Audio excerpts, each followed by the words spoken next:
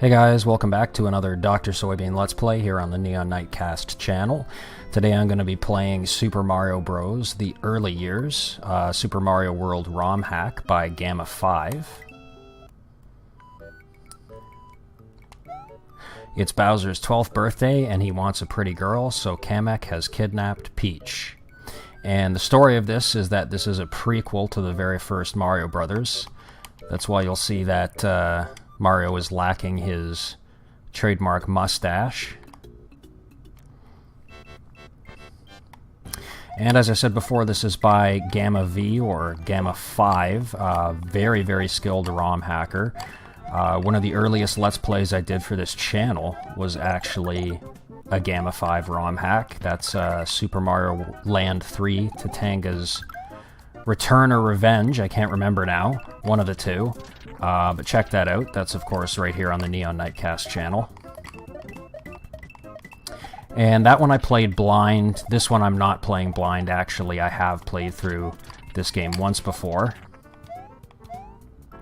But I really wanted to do it just because I really admire this hacker and the work that they do. Not to say that there aren't other great hackers, but I'm particularly impressed with him or her. So, we get your typical Grassland type world to start off with. Oh, one thing I should mention, these stars, these green stars, you want to try and collect them. Shit, I'm fucking up here. Sliding all over the place. Because basically they're used for accessing bonus worlds in this game. So, good idea to collect them when you see them.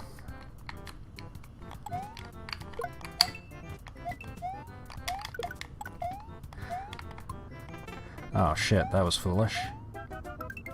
And you always can get yourself a nice little one up there by touching the top of the flagpole. Which is pretty easy to do in most levels.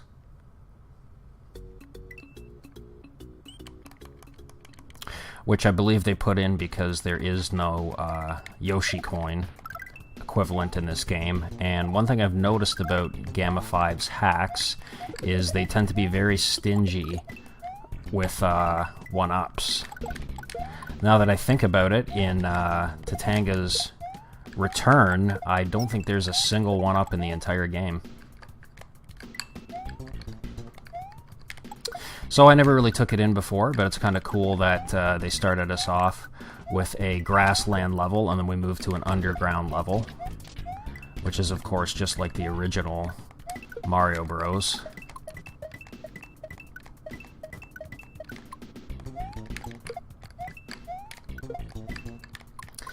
Okay. Oh, well, actually, there's no point really. Fuck. That's not good. Good, I made it to the midway point. Invisible midway points in this hack. You don't, you know, break a tape or anything like that. They're just kind of there. Now what the hell was I saying before I died? I don't even remember.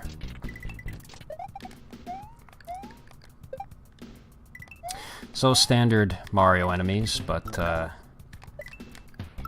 Gamma likes to use redrawn sprites, or possibly redraw their own sprites. You won't find many enemies that look like their SMW counterparts.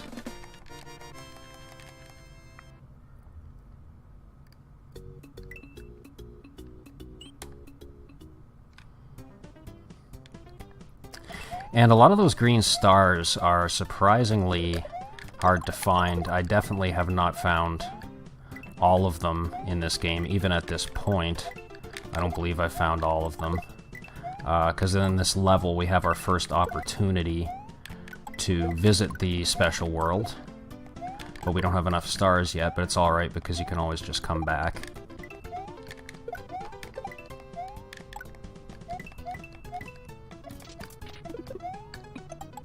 Oh, that's what I was saying. There is no item in reserve like there is in Super Mario World.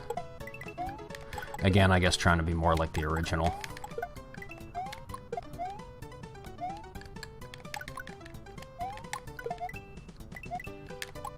See, there you go, we need 9 green stars as indicated on that sign to get through there.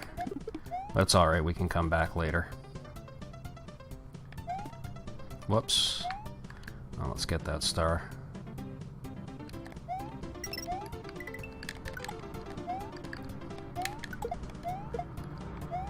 There we go.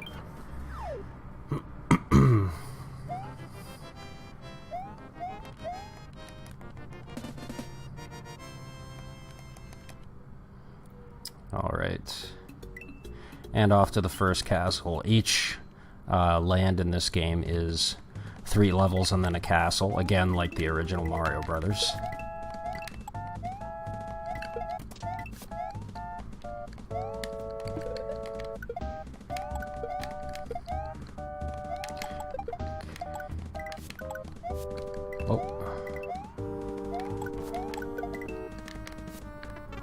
Ah, shit. Didn't think he would spawn while I was standing right against it.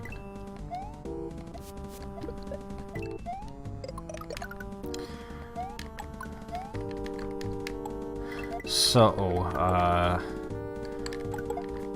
I realized that when I was playing my earlier Mario hack, Super Mario Land 3, Tatanga's Return, I didn't catch on that a lot of the enemies... Like, I knew Tatanga was from Super Mario Land for the Game Boy, but I didn't catch on that a lot of the enemies were from that game, because I'd actually never played that game until about a month ago. Oh, here we go, first boss. I think you have to jump on. Yeah.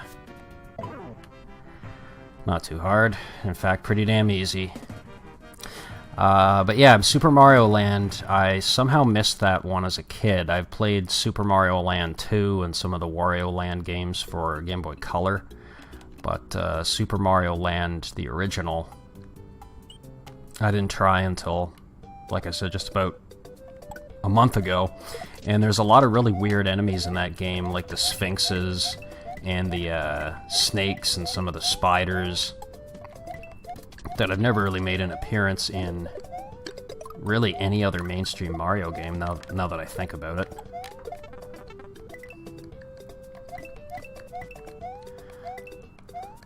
Although, I haven't played some of the newer ones. I haven't played Odyssey yet, because I don't know the Switch. I've heard very, very good things, though. And of course, as the internet's been pointing out, Peach got those DSLs, man. And again, for our younger viewers, if you don't know what that is, Urban Dictionary. Urban Dictionary, man, taught me so many crazy fucking phrases and slang that I wouldn't have ever known otherwise. You want to laugh if you're a Star Trek The Next Generation fan? Urban Dictionary, Geordie LaForge. That's one of my favorites.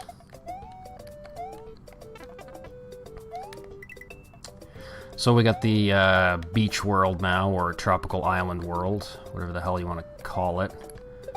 That star I have no idea how to get, so we'll just leave it.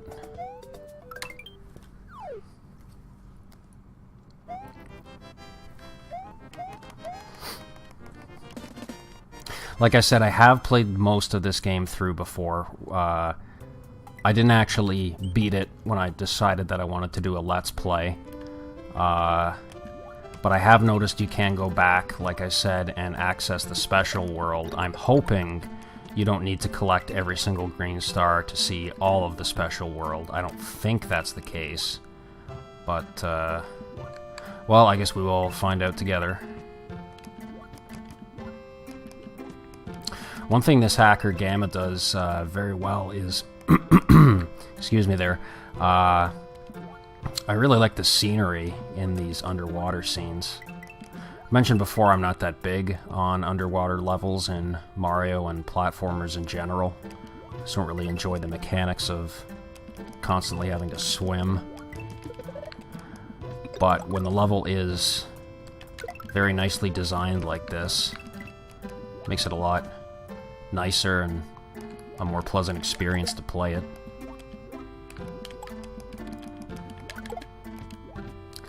Take out the Rip Van Fish.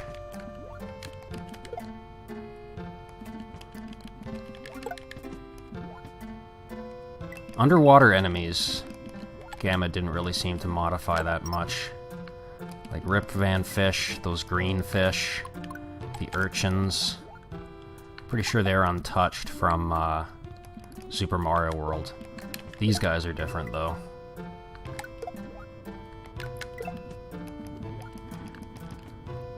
I guess it's this one. Yep.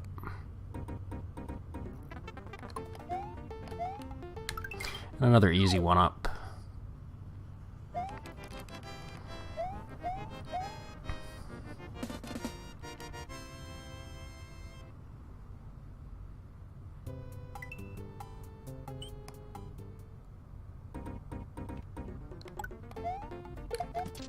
Oh, and we get the appearance of crabs from, the hell is it again? The original Mario Brothers, the arcade game. Alright, you know what? Let's grab that star, because that will give us enough to access the special world, which maybe we'll do the first couple special world levels in the next video. Or maybe we'll save it till later, haven't decided yet. But we can go back and access it now. Maybe we'll wait until we're done the game. We'll see. Play it by ear.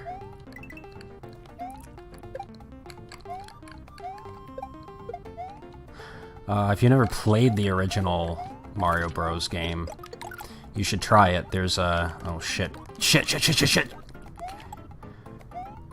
The current. That's what was fucking me. Yeah, so there's an arcade emulator, MAME. Lets you play, obviously, arcade games. So I would suggest giving it a try. I mean, if you're not into arcade games... oh, for fuck's sake. Come on! No. Get on the dolphin! Get on the dolphin! Oh, Jesus, thank God. Oh, no! Saved only to die. Well, I'm pretty sure I'm at the halfway point at least. I must have made it there. Yeah, okay. Whoa. Almost jumped a little too soon there. I don't know, you know, I feel like younger people these days would actually be more likely to be in arcade games than somebody who's like... See, I was kind of like a kid when arcades were already on their way out. I was born in the mid-'80s, so by the time I was old enough to play video games, they were definitely still around, but the classic arcade style of games were on their way out. That was already passé. But you know, with the popularity of iPhone games and things like that, a lot of them are really, really similar in design and... fucking hell. Anyways, as I was saying, a lot of them are really similar in design and structure and gameplay to those old classic arcade games, so... I don't know, I feel like a lot of younger people would actually probably get a lot out of them. Okay, and this castle can be... Actually, to be honest with you, this castle, of all the castles I've played in this game so far, this is the most annoying one by far. Firstly, because of this fucking guy, who thankfully is not with you the whole level. Secondly, if you guys have been watching me for a while, I don't know why I struggle with this, but something about jumping out of water in games always fucks with me. I don't know why. Everybody has their own little weird intricacies, if I'm using that correctly. And that's one of mine.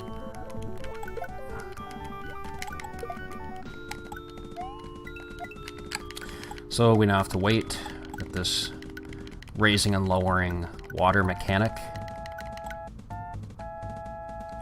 which I honestly wouldn't mind so much if it wasn't for the friggin' current, which is actually really, really strong. As you can see, I can barely make headway against it, which of course makes it a lot harder. Get the hell away from me, you. Alright, wait for it to come up again.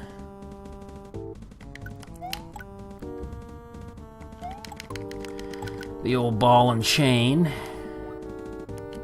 Alright, this part can be a fuck. Okay, actually did that perfectly. Makes up for some of the stupid deaths I've had otherwise in this playthrough. Alright, and now we get a boss straight from Mario 2, actually. I think Clawgrip is his name. And not that hard, it's just annoying when your rock collides with another rock that he's throwing. There we go. I think just one more. Yep.